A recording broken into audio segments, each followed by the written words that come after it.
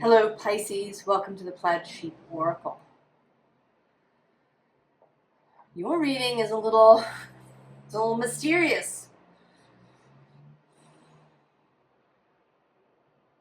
I debated doing your reading or the New Moon and Virgo reading.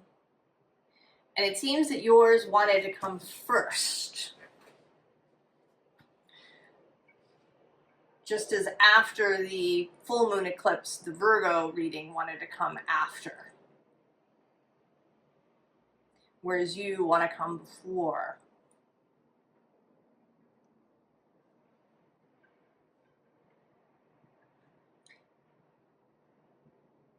I have a general sense of the message,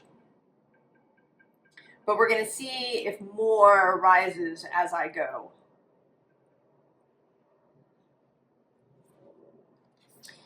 The card for you is the Pearl.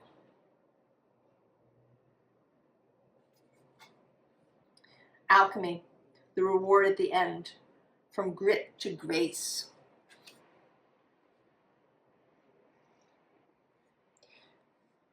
But it feels like more than that, because at the visible underlying we have this messenger.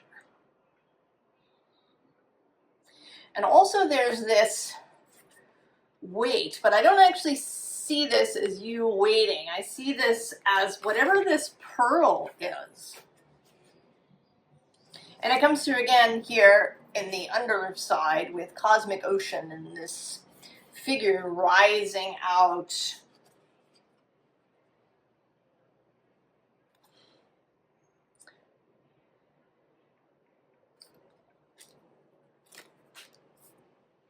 And that there is this messenger energy that's bringing this pearl.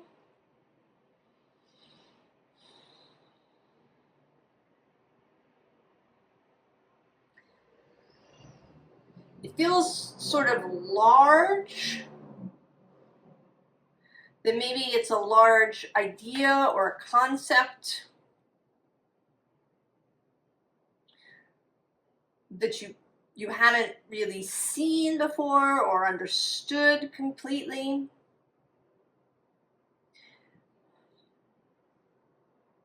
I don't know if it's large in the sense of involving a lot of people.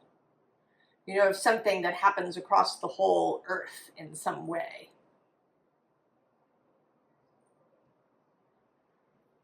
Maybe, but it feels more that it's kind of individually large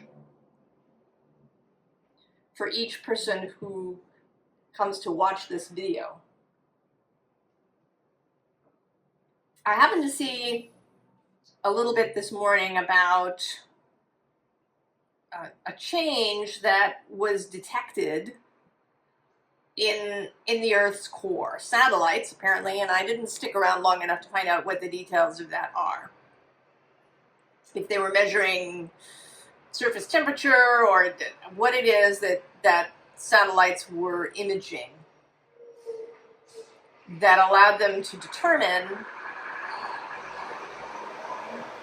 that there was some kind of change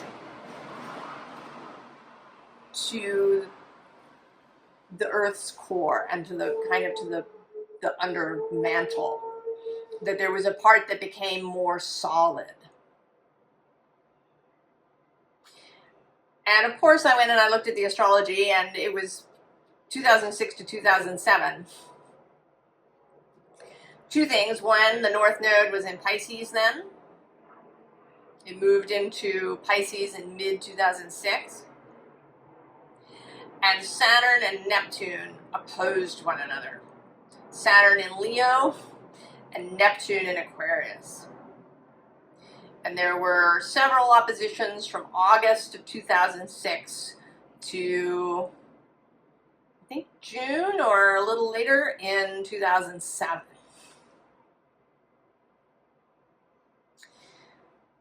And so that seems related to now, because the North Node is in Pisces, and Saturn and Neptune are meeting rather than opposing.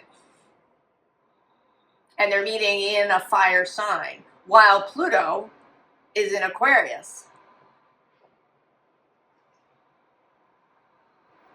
I have no idea what any of this means.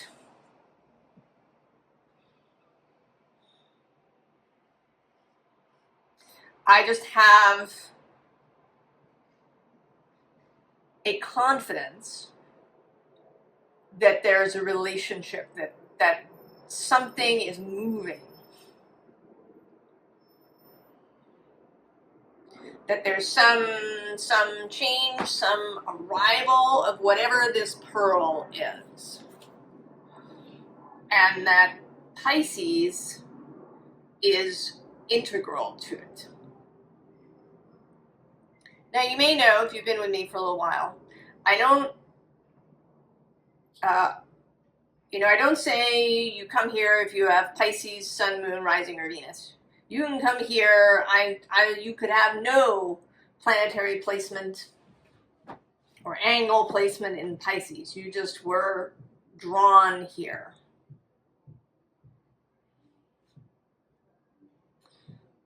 I think there is a continuum of a story that comes through all the signs.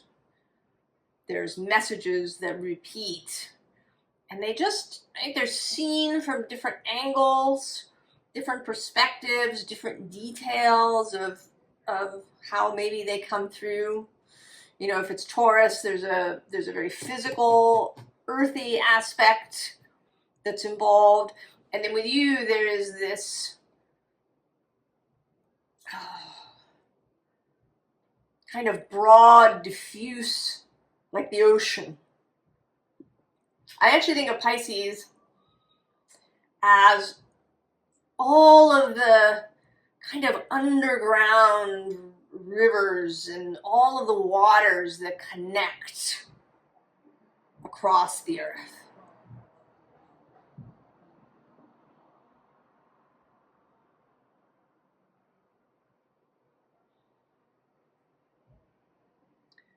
We have justice.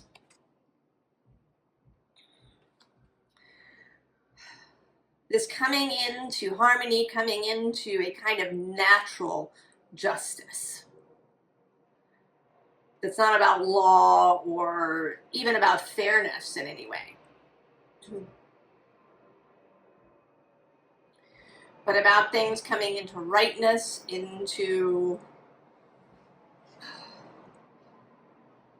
harmony, the harmony of cosmic movement, of sacred geometry, of all of these kinds of things.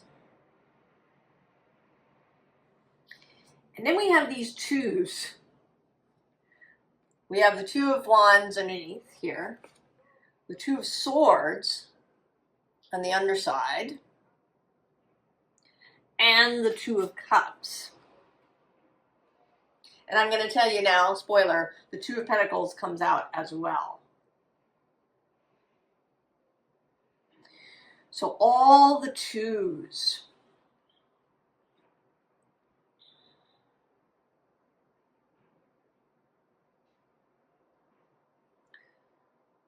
Relationships, partnerships, exchanges, decisions, crossroads.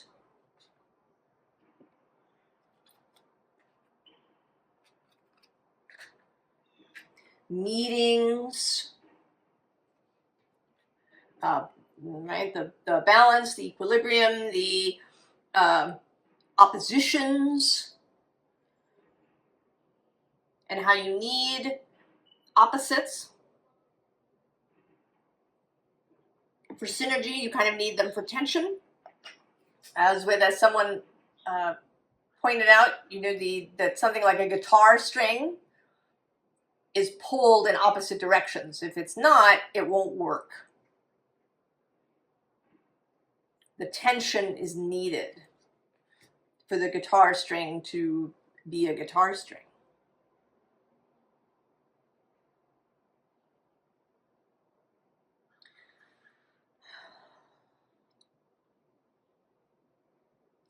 And there's something here You know, in this sense that there's you on one side and then whatever this is on the other. There's you and the messenger. And interestingly, that was just 10-10 on the counter. There is the idea perhaps of something coming to completion because we have both the world and judgment here. And we have this Four of Swords. And it's related to me today to this Two of Swords. I often see this as the warrior, this person readying themselves. Doing a ritual, doing an exercise, saying a prayer, saying a mantra.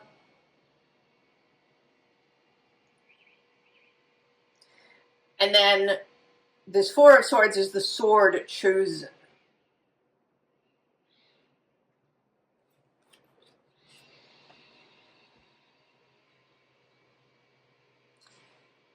I'm also remembering I watched this little video of Pema Children. And she was talking about a Buddhist concept, but I saw it a little bit differently, I think. She told this little story about her grandson, who, when he was 3, when he was a toddler, he was very, stormy in his emotions. He would have these meltdowns. And sometimes when she's with him, she can, she sort of sees it coming. And they had just been watching the Star Wars movies, and so she said to him, "What would Obi-Wan Kenobi do now?" And he got himself together a little bit. And, lifted his head and stood up a little taller. And it didn't last. And I don't know, if you know the movies, I'm not sure that Obi-Wan Kenobi is necessarily a good role model. But this idea of an archetype, because he is an archetype of the teacher, of the wise person. He's also an archetype a little bit of the fool, because he sets out kind of a little recklessly even.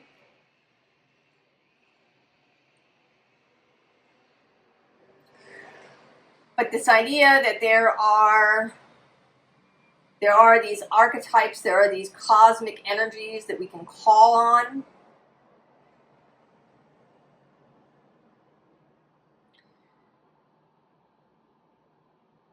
It makes me think of voodoo a little bit too, and the idea of calling a god down into your body.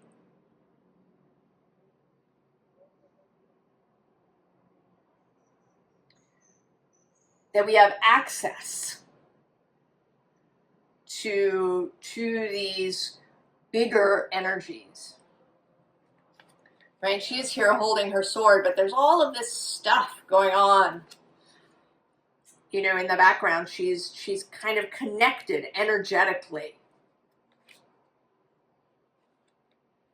And here too, she's holding, sort of a representation of the earth.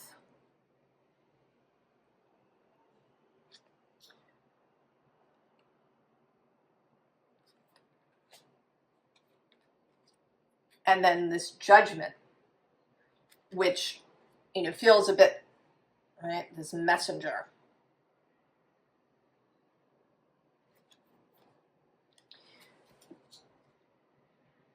And that you can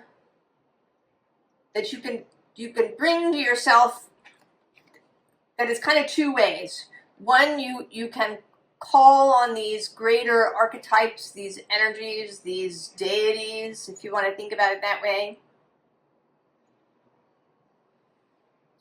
to work with you, this two energy. And then there's also the ability to make things small, to create a representation of things. Words, and I've been thinking about this a lot, that words, language, these are representations of concepts. They are not the whole thing. Table We know I can say this is a table, and that gives you a sense of what it is. You know the meaning of the word table. But it's not all encompassing. It doesn't tell you everything you need to know about this particular table. There is a bigger thing.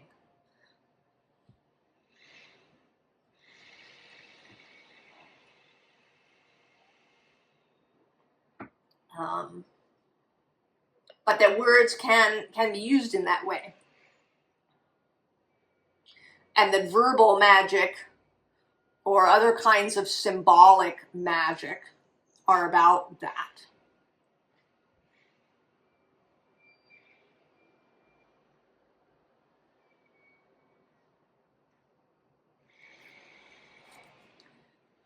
And we have these animals.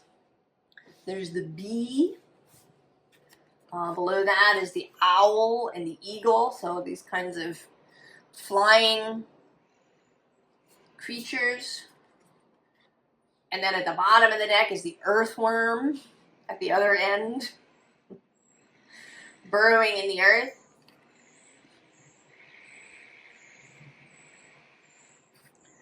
And then the fox.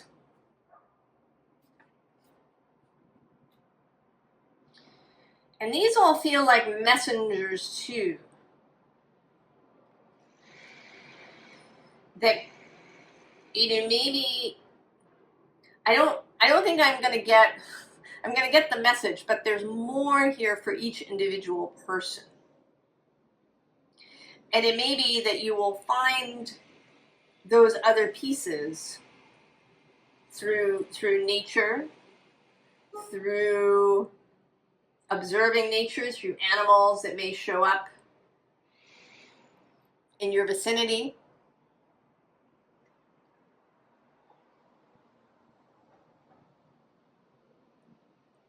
Animals as messengers, animals as, even animals showing up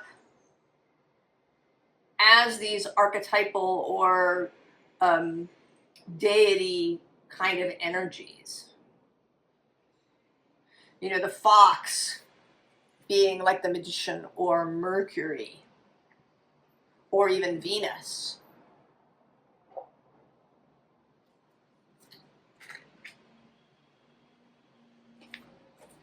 And then there's the phoenix. Understanding. I kind of have the sense that we are sort of ash.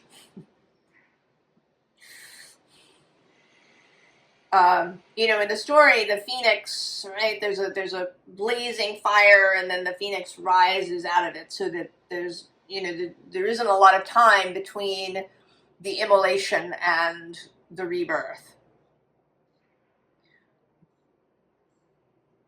But I feel like we have been ash for a while, or that the consuming fire has taken a long time.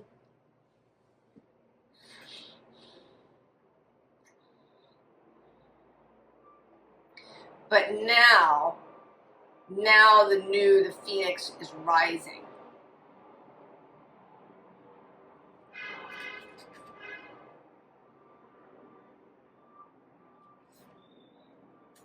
And then the oyster.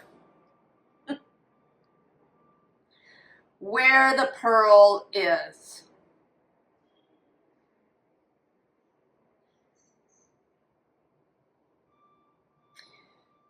There's been this idea of the box opening. It came through in a couple of readings, and then I was saying that asteroid Pandora had conjuncted the South Node.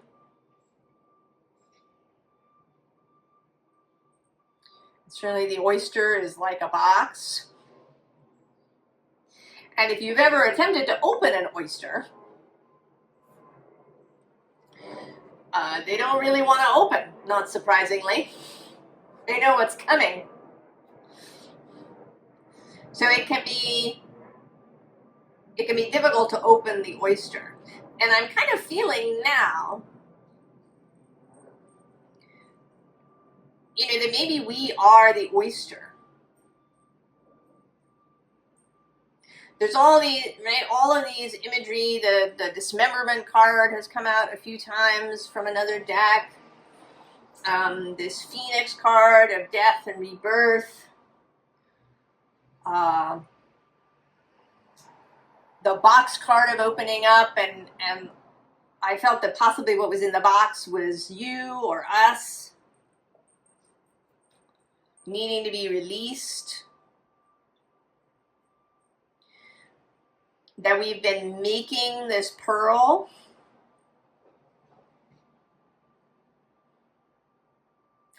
And that perhaps the messenger isn't bringing the pearl so much as pointing the pearl out. Saying, look, you're clutching the pearl. The pearl is there. The pearl is there in your heart, in yourself. Right? You are holding it. And maybe you don't even know. Your attention maybe has been on keeping the box closed.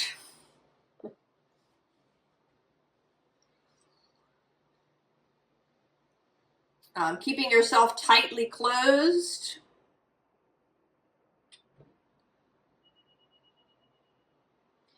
And now you're being asked to just open.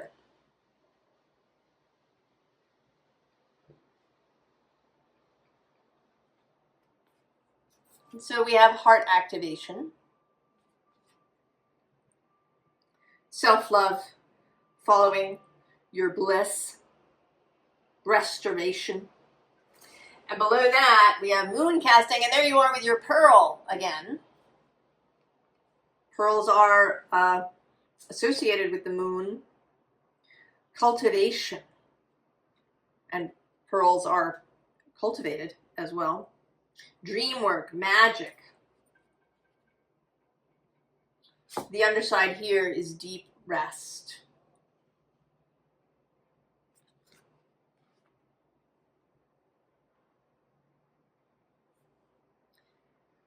You know, I have a sense that we haven't, or many of us haven't really rested.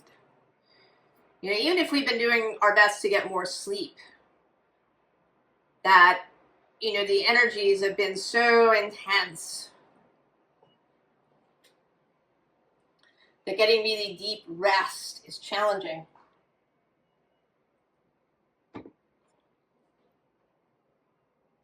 But then maybe it's coming. This possibility of deep rest that comes after the box opens. Animal kin. Sweet familiars, messengers, companions.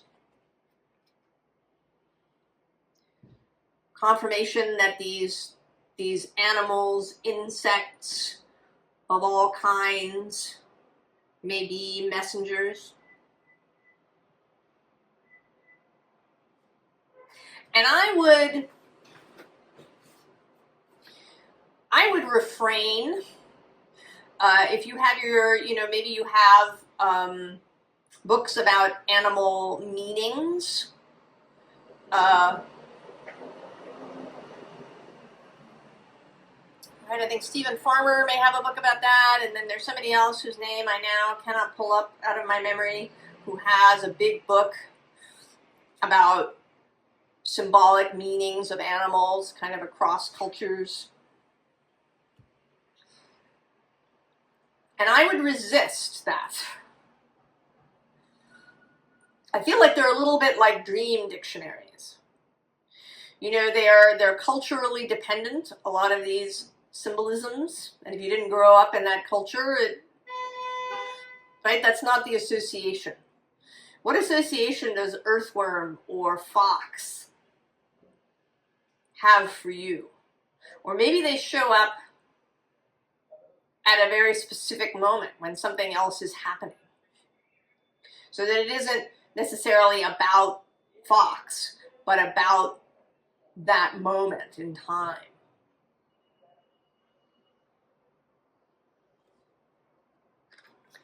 Then we have between worlds. Twilight Dream, Revelations, Etheric Bridge. Right, that the ashes and then coming together afterwards. And then Quest. Goals, deep shifts, carrying out change, inner journey. I'm sorry, carving out change. And this card, it always makes me pause because it's the card that's the back of the deck.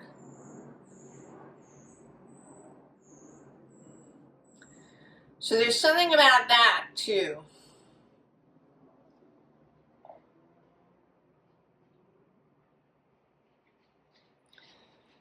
About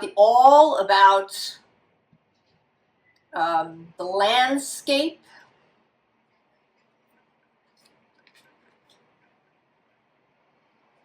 Finding yourself in the landscape, the way the landscape may speak to you. Seeing your individualness, but as part of the whole.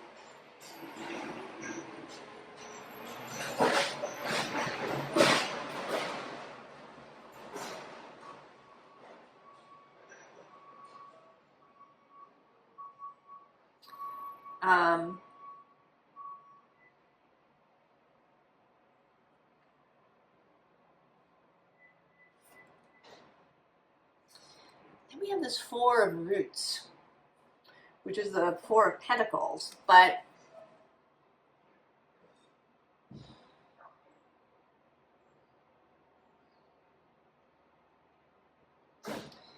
there's something here about kind of using what you have, this, washboard music and playing the spoons, that you do not need fancy equipment. You don't need a fancy instrument or fancy tools. Maybe you don't need tools of any kind in order to do magic, in order to create change, in order to, do whatever it is that you're doing.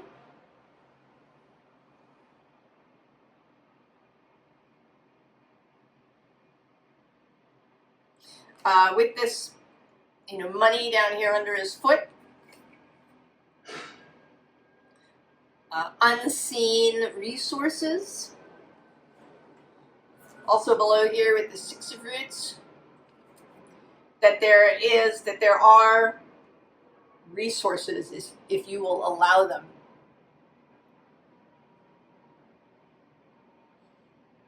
That maybe she is just here, or maybe she's around the corner. Right, that he's on another side of the house and maybe he doesn't know she's there, but that she is there. Below that we have another nod to you and to Neptune and water with the Hanged Man.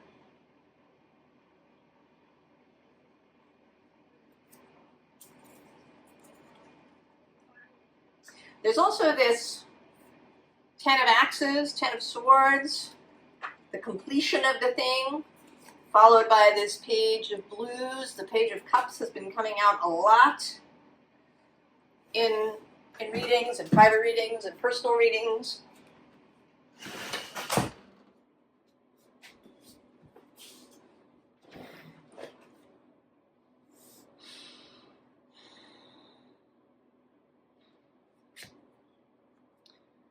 Passion on the underside.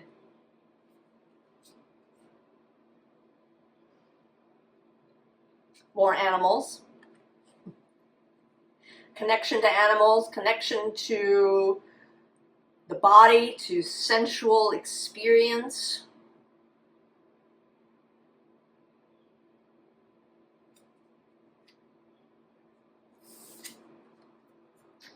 And then the Six of Swords.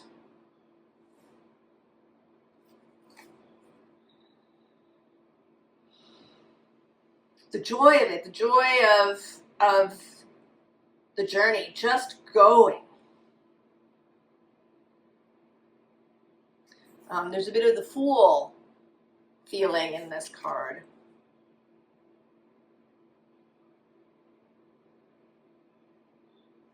There's also two people on this bike. This connection to something or someone,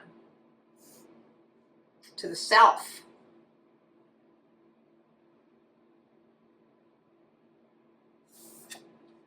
And then the Wheel of Fortune. And I want to say that that is associated with this King of Blues.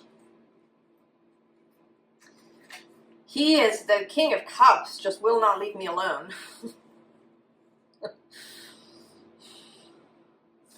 And I think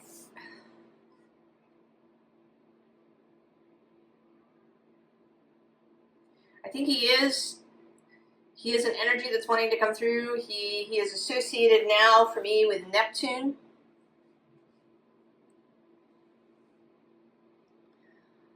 He's feeling very magician-like here.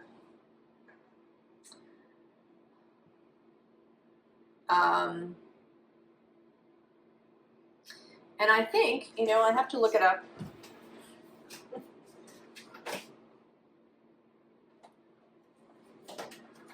He is a particular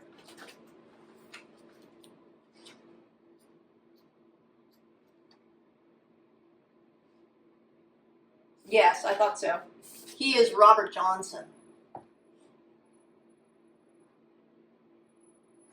And the song, this deck, this Rhythm and Soul deck, has a song associated with each card, and his is, of course, the Crossroad Blues. Robert Johnson was said to have met the devil at the crossroads.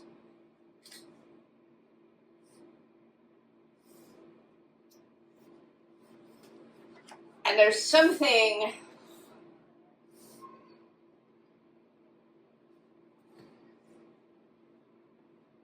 you know, this feels to me, you know, the story, the idea is that Robert Johnson sold his soul, you know, to be able to make great music, and then he died when he was only 27.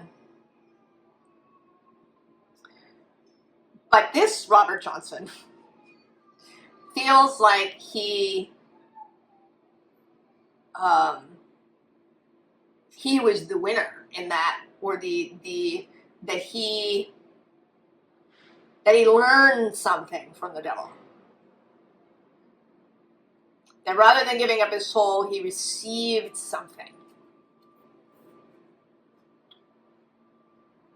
Some sort of deep understanding about reality and the cosmic order and possibility.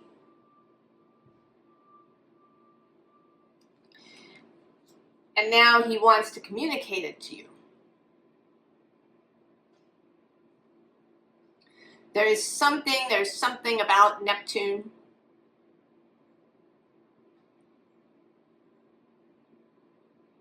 You may want to see where he sits in your own chart. Are you having transits to Neptune now? I can tell you offhand, if you were born in 1970, early 1970, then you are absolutely having transits to your Neptune. Trines and an opposition from Uranus.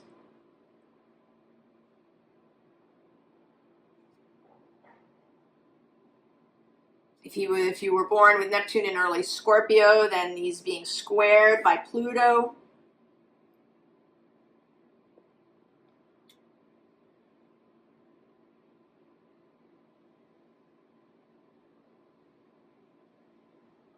Or Neptune in Capricorn, early Capricorn, he's being squared by Saturn and Neptune.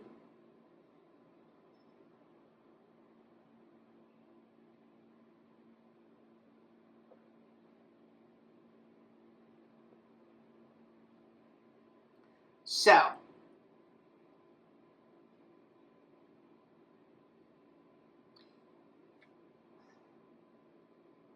there is some kind of message. I know this reading is a little It's a little nebulous. I felt it was nebulous when I was drawing cards, and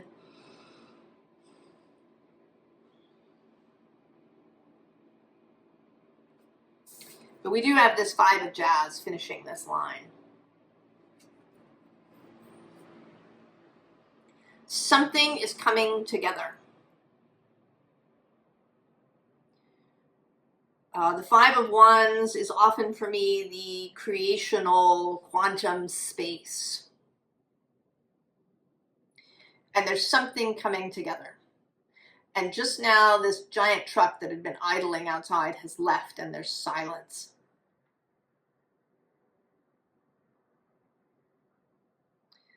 Something is coming together. Something that is beyond you and I as individuals.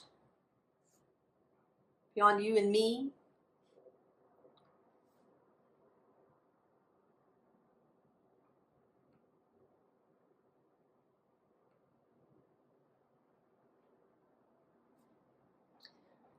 Formal advice. I'm just going to move on. Formal advice. 10 of Tentacles. Get happy. Have fun. Play with people. Play with animals. Enjoy things.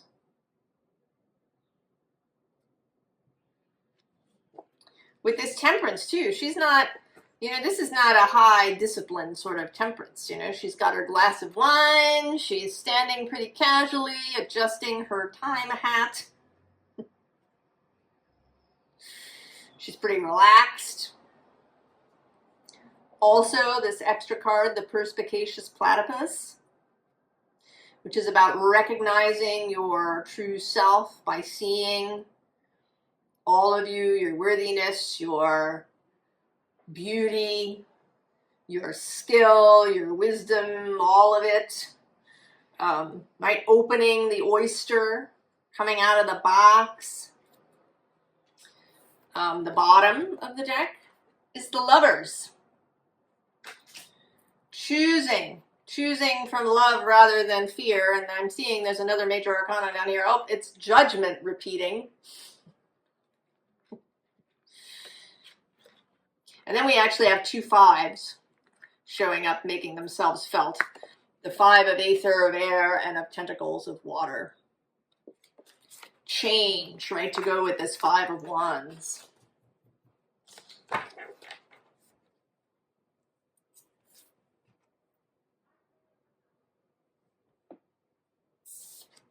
The change of the Wheel of Fortune. There are things happening that you are not in charge of. You are just not in your own individual way. You're a part of it, of course. We are all as we are part of the whole. But your individual human manifested mind is not in charge of any of whatever this is. You, here's the 2 of Fungi, are just responsible for you. And that this is not said as a burden or a finger wagging kind of thing or any of that. She's pretty, right? She's pretty pleased with herself, I think. Right? She's pretty balanced. She's got all these extra arms for doing stuff. She doesn't feel put upon in any way. And then there's the Emperor.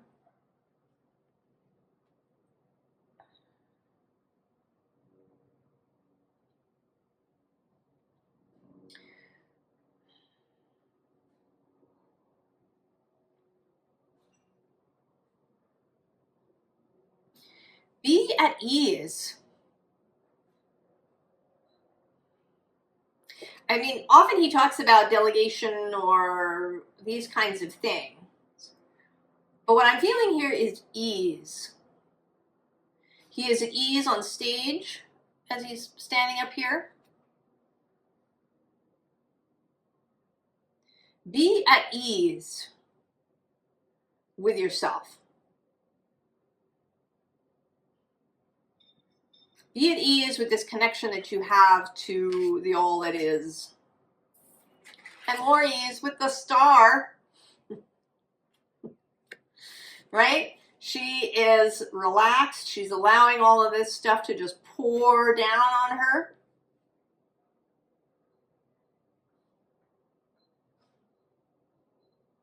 She's not concerned. Her star is in her navel. She has her star. It's with her. She's not even, needing to strive for it in some way. She's opened the oyster. She has the pearl. She sees it.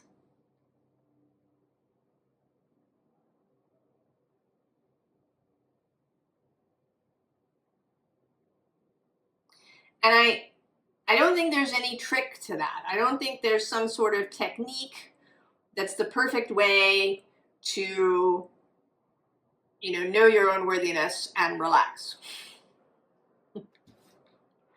I think each of us has to find our way there. And then you may need to find your way there on multiple times a day until it begins to become second nature. Pisces.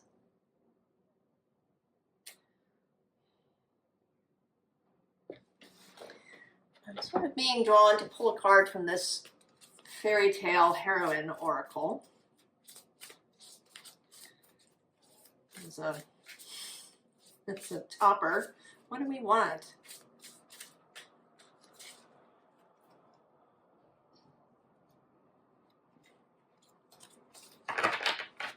What's on the bottom? Oh, solving. And on the other side is the glass mountain. Ew!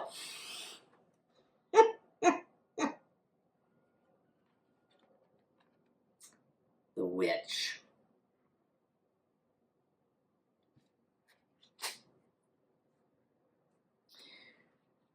Solving the riddle, solving the thing, surmounting the glass mountain, which can't be climbed through ordinary means.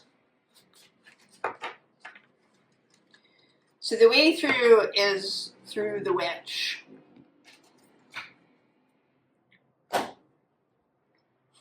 What would the witch do?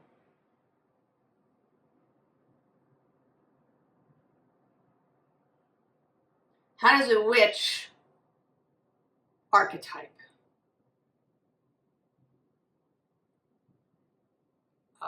move through the world? Pisces.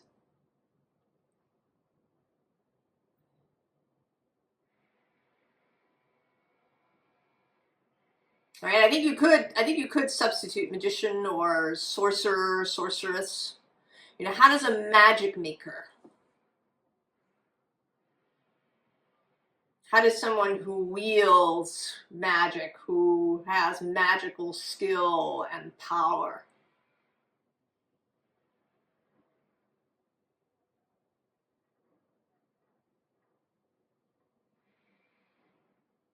Someone who knows the pearl.